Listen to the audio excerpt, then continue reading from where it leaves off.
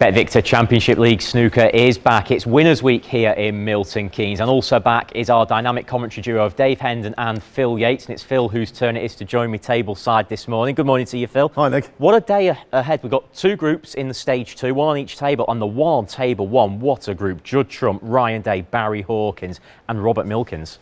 Well, I don't think you could have a better group in terms of A, competitiveness, and B, in terms of the way the guys play the game. Ryan Day got this tournament off to a phenomenal start. A 1-4-7 break in the very first match. Who would have thought that? I think it was to complete a 3-1 win over Rod Lawler. We then knew that even though it was a short format, we were going to see really high standard snooker, and of course that's what occurred over the next 16 days. Rob Milkins, when he's at his best, he can be inspirational, an absolutely fantastic potter. Barry Hawkins, for me, one of the most underrated players in the game's history. And then, of course, you've got Judd Trump, who is so far ahead in the world rankings, he's out of sight.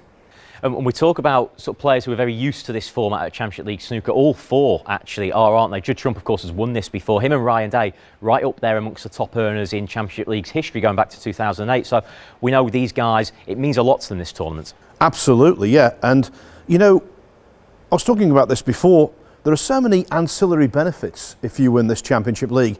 Maybe not for Trump because he's already well up there in the one-year list. But if you're a player in the 20s or 30s in the world rankings and you win this event, which you could well conceivably do, that means you're basically in the World Grand Prix in December, which is the top 32 points earners on the one-year list.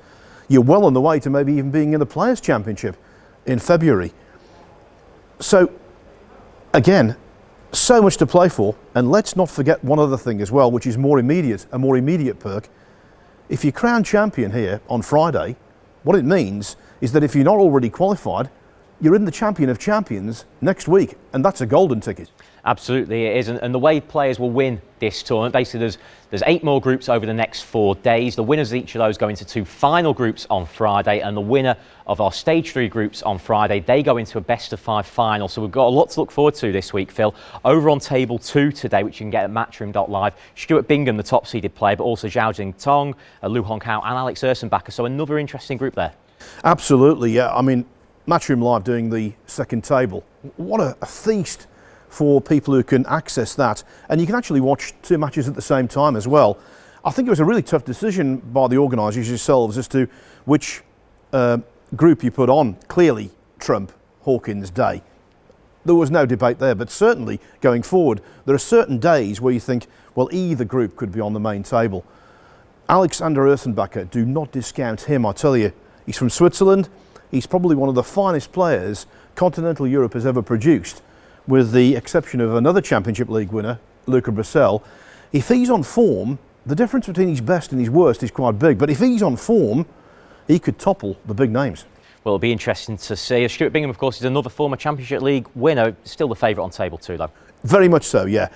The thing with Stuart, when he won this, he finished 5th in a group. It was a different format then. And how he finished 5th, no one could work out. About 10 different things came and just aligned for him.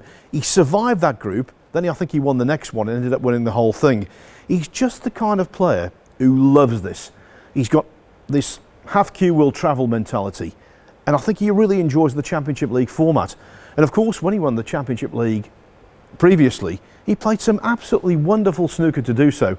So again, if his name's on the trophy on Friday night, no one would be surprised. Well, Phil, thank you very much for your thoughts. 2 brilliant tables of snooker action to look forward to. We're on Free Sports in the UK. Elsewhere, matchroom.live.